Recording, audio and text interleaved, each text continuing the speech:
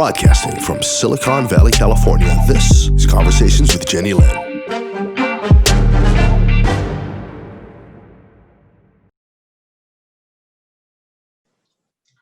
Wherever you are in the world watching this show, I thank you for continue to watching Conversations with Jennylyn. My goal is to bring you as many fascinating people with inspirational stories that I hope will strike a chord and inspire you in some way, or at least entertain you. And today, my guest is Jennifer Stark, and she is a landscaper and I think architect as well. Jennifer, am I correct? I work with art. I call myself a third dimensional artist, which is I work with many things. I work in a third dimensional level. I do not paint, I do not sculpt, but I create environments. Man, I've been doing it ever since I was a little girl, but I started with doll houses and tree houses. So it's my life passion. Well, welcome to the show, Jennifer. I'm very happy that you can manage this time this morning to set aside to have this interview with me.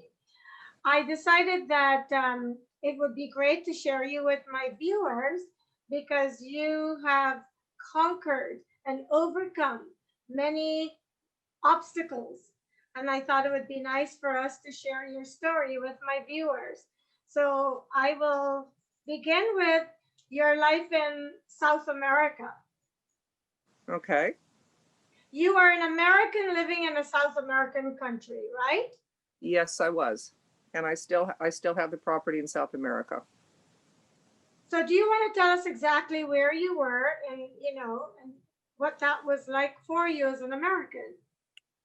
Well, I was heading towards retirement. I was with my husband. I had a 40-year marriage with a wonderful man who always wanted to experience living out of the country. The first day I met him when I was 23 years old, he wanted to leave the United States. We didn't. We had 4 children, we educated them, and we had busy lives. He had gone to law school. He was fascinated with the internet, and it wasn't till we were in our late 50s, early 60s that we actually had a chance to leave the country. And we went to a small town in the Panamanian Hills called Boquete, and which is basically bouquet of flowers. It's beautiful. It's more like living in Switzerland. It is not living in a tropical environment. It's living in rolling green hills where they grow coffee. And we started a little coffee farm, and I mean tiny, and it's named after my nickname, which is Fertabella, and it's called Finca Fertabella. So that's where we ended up in the highlands of Panama. So it was an experience. I could imagine going from, you lived in San Francisco Bay Area, right? I was born and raised, I'm 5th generation San Franciscan. I moved when I married my husband and raised my children and lived in Tucson for 38 years. So I was basically coming from extreme desert environment to extreme different environment in Panama. When you lived in America with your husband, did you have a farm? Did you have a garden? I mean, how did you go from this to farm life? I had a huge piece of property, and I had been working on it for years. I had restored the house 3 times, redesigned it. I was having a blast. It was pretty much what I did. And I tried to give my children an enriched environment. So my life was house, garden, supporting my husband in business, which I helped him, taking care of the children.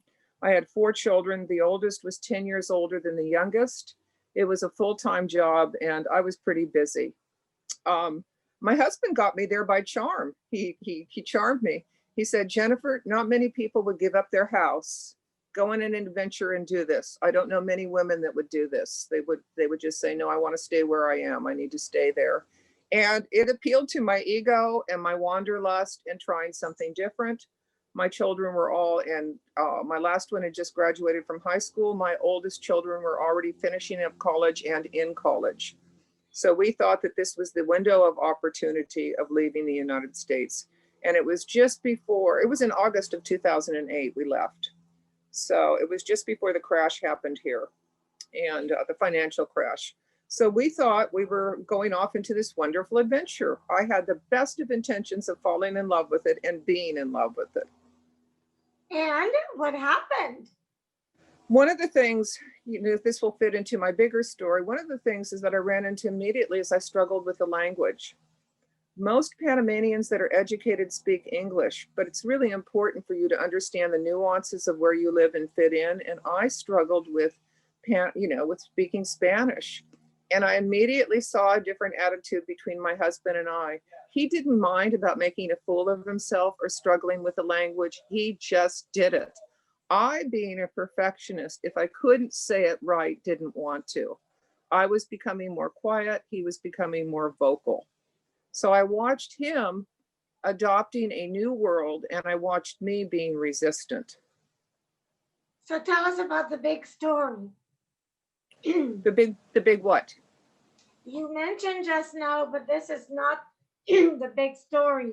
So I was asking you if you want to share the bigger story was with when us. we went to Panama. For years, I had been dealing with ongoing depression, and I had tried everything. I had tried doctors, I had tried counseling, I had tried medication, I had tried many things, but I couldn't alleviate it. I never had depression until I gave birth to my first child. But upon the birth of my first child, pretty much following me then, like Winston Churchill said, a little black dog that was always in the background following him, that was my depression. I could not get rid of it. And when we went to Panama, I decided at that point, 2008, actually before we went to Panama, that I would stop all medication. And I did. I stopped taking everything. And when we got to Panama, my husband and I had a deal. The deal was if in 2 years it didn't work, we would try something different.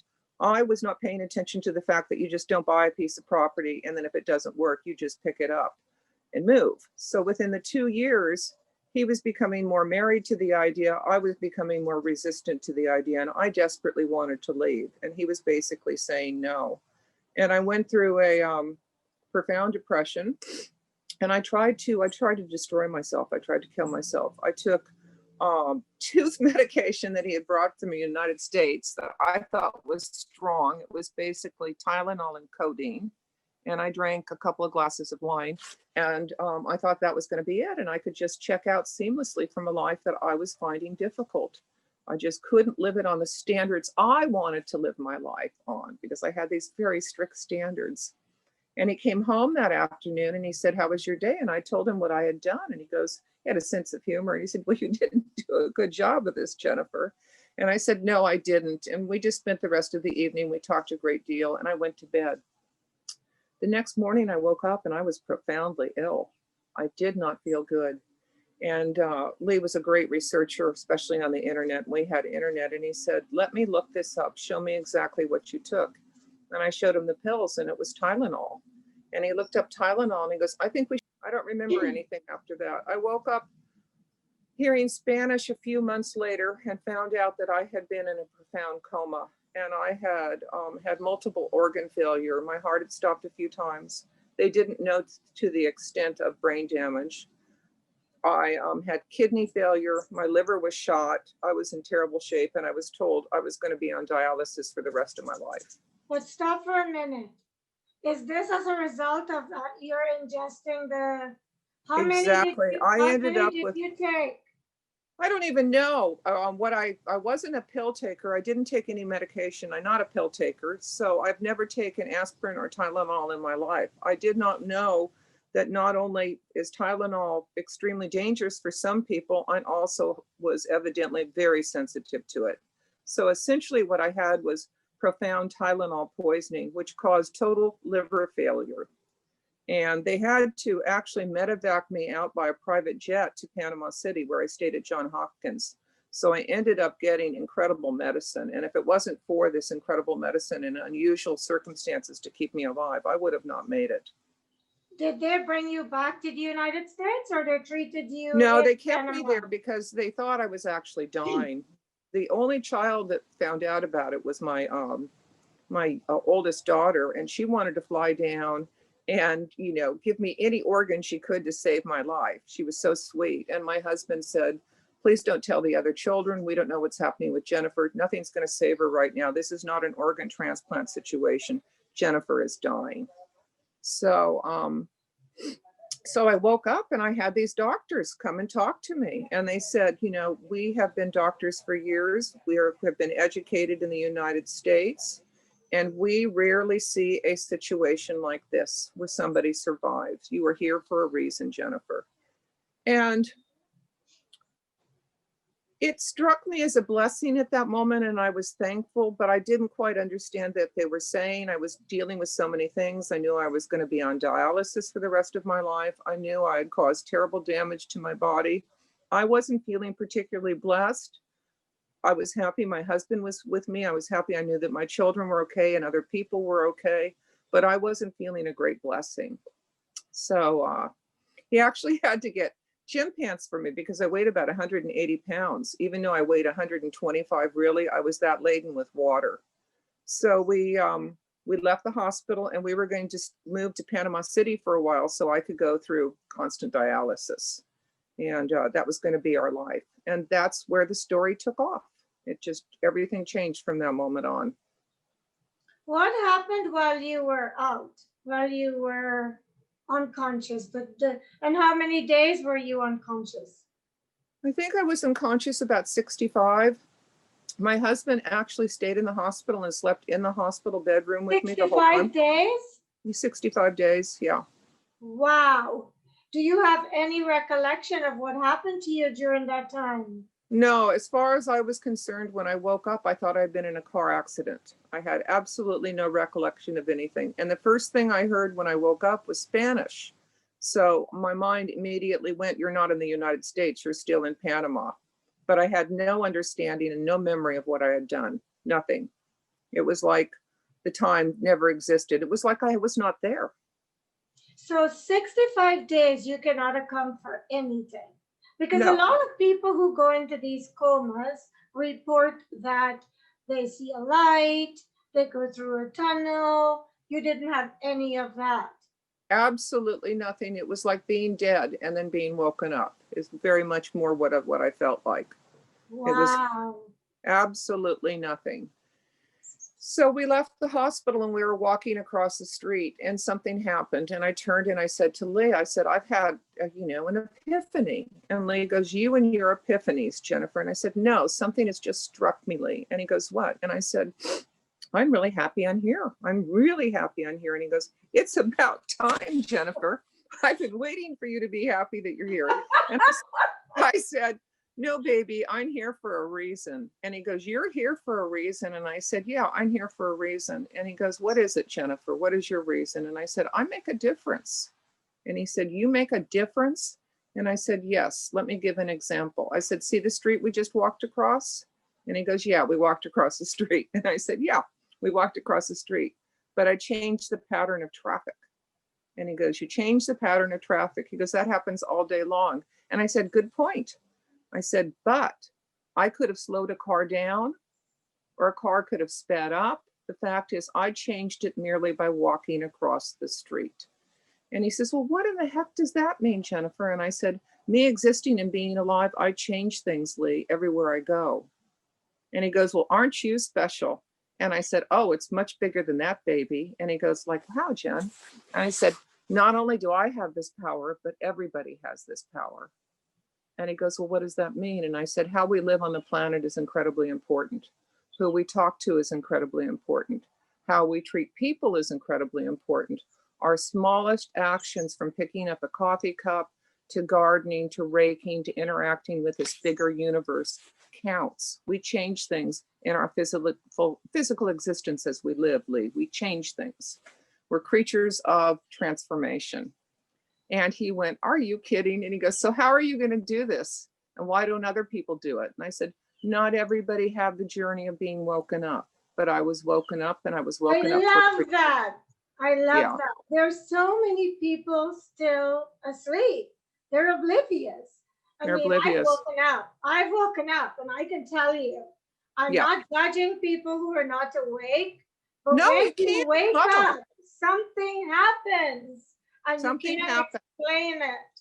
No, even when I talk about it, Jenny, I still get chills. When people know me well and the story comes out, they get chills. If I tell the story, I get chills. Something happened. It profoundly changed my life. But there's one other part that was really important. Lee said, so what are you going to do next? And I said, I need tools. And he said, what are those tools? And I said, I have no idea, but I think I will know them when I see them. What I have found in the beginning, I didn't have any ideas what those tools were, Jenny. I had no idea.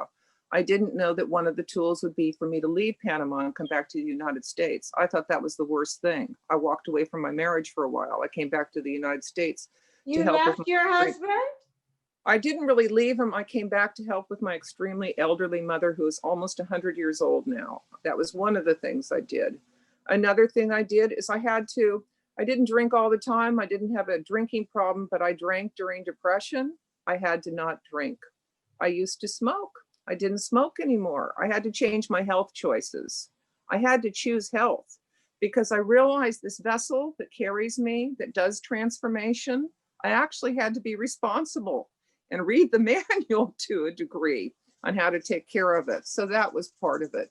I didn't know that the people that would come into my life, and the difficult and the easy, would be part of my transformation. I thought transformation always just meant wonderful things. It was easy, blah, blah. Some of it's been really hard.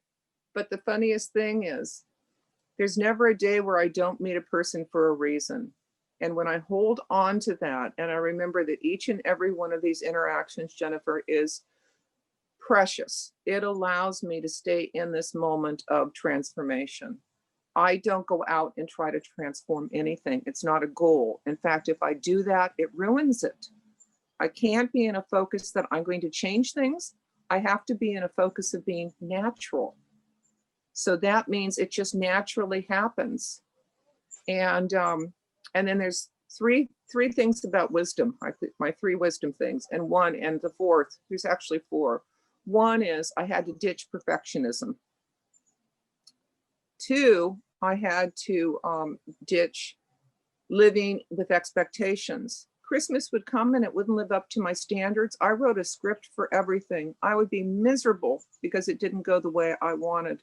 I stopped writing scripts for life a long time ago. I live it according to life's plan, not to my expectations. The third is, in giving expectations, I do live in expectancy. I have hope for every day. So I live with hope. And then the last one is probably the most important one, is I call it my blessing.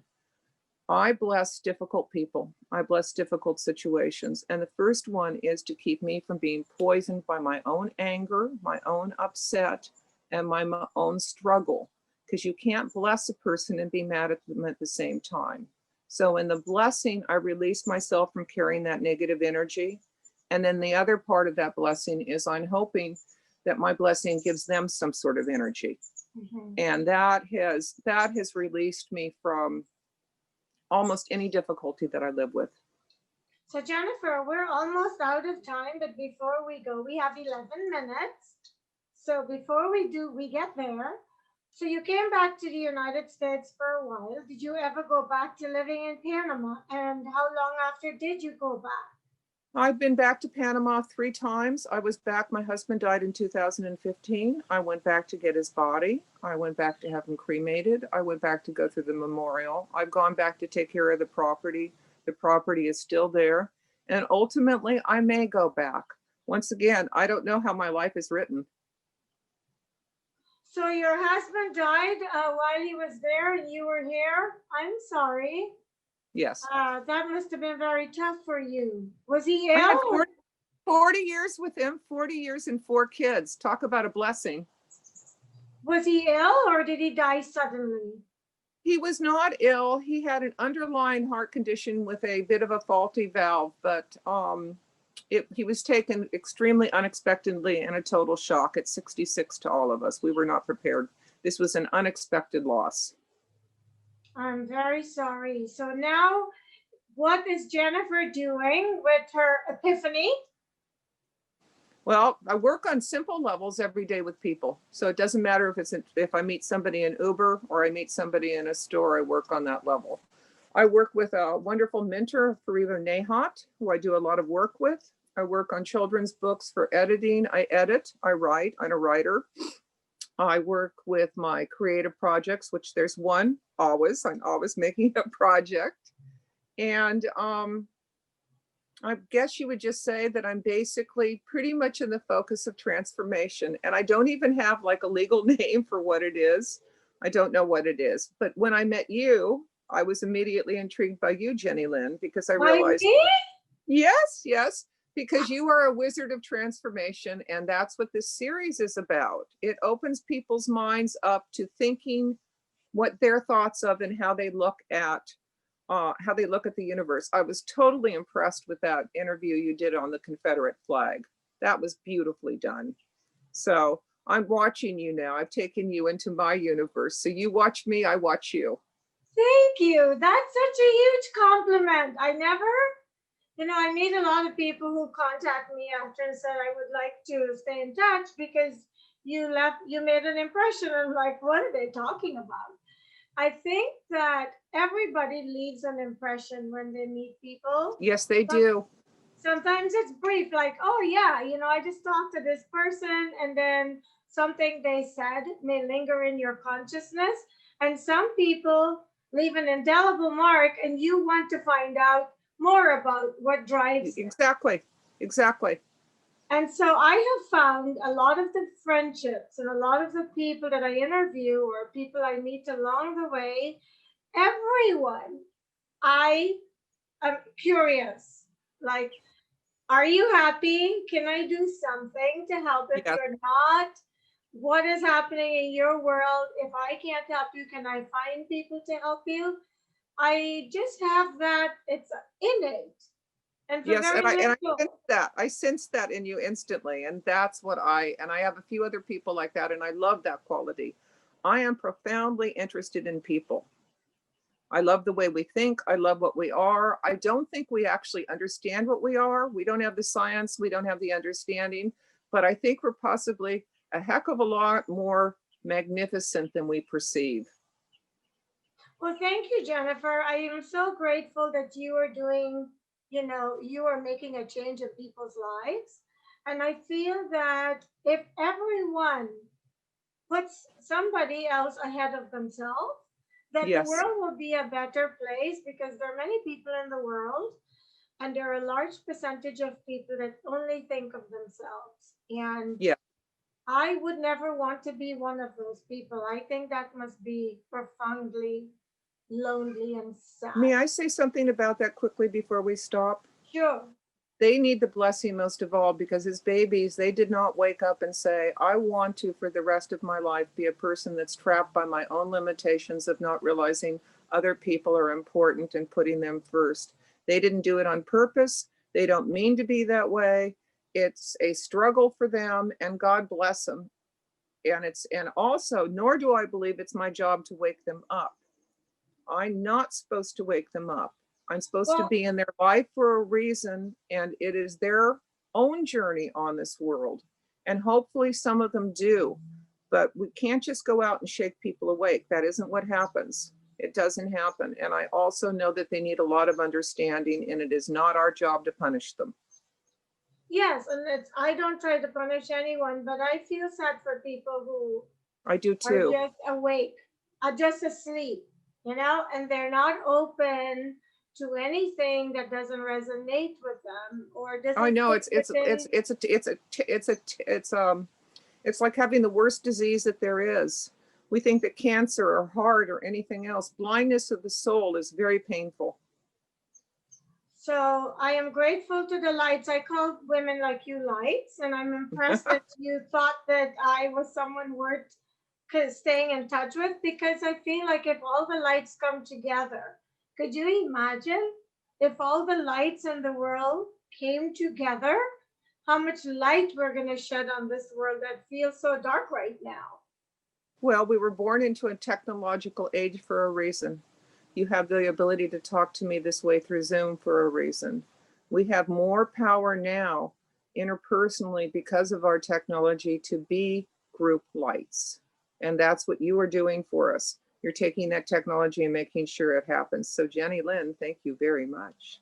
No, thank you very much. And I never wrap up a show without asking my guest what haven't I asked them that they find important to leave with the world, or anybody watching this?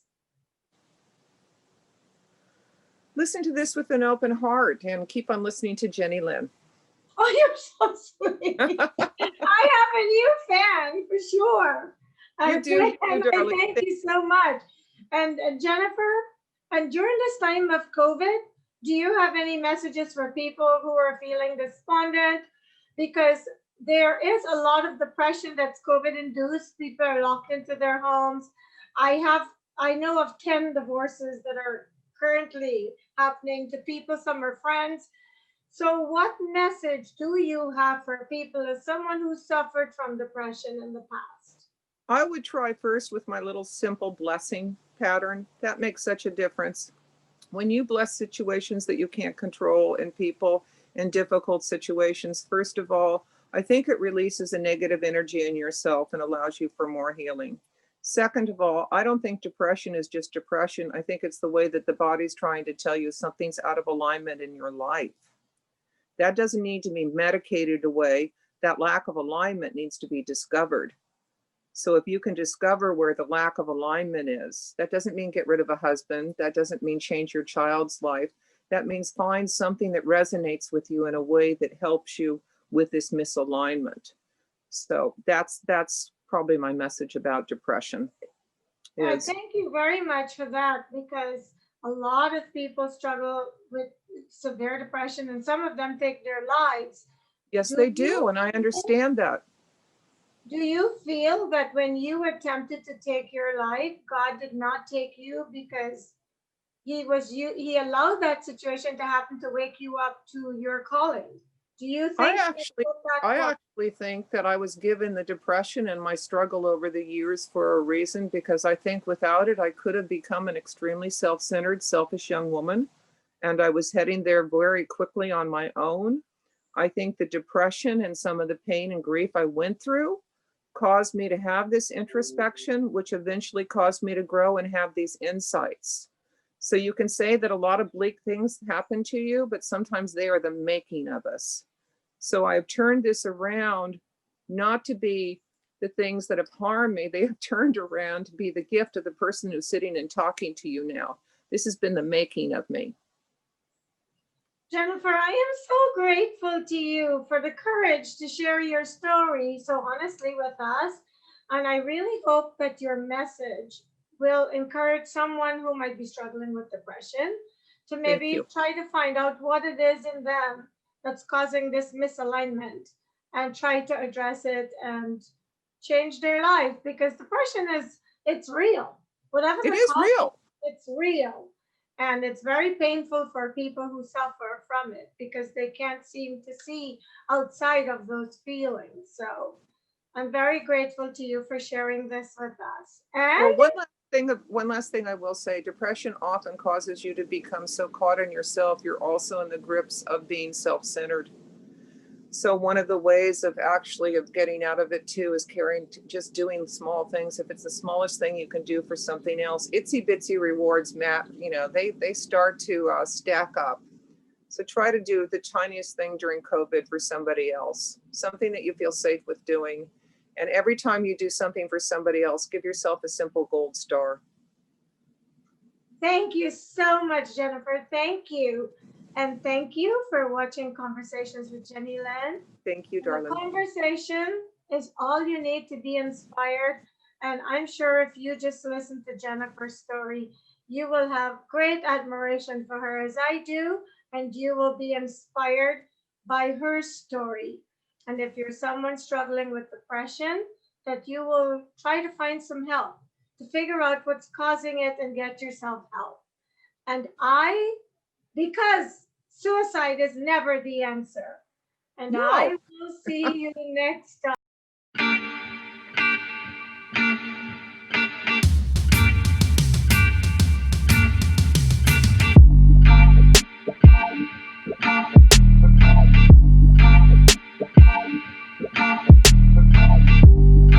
Broadcasting from Silicon Valley, California, this is Conversations with Jennylyn.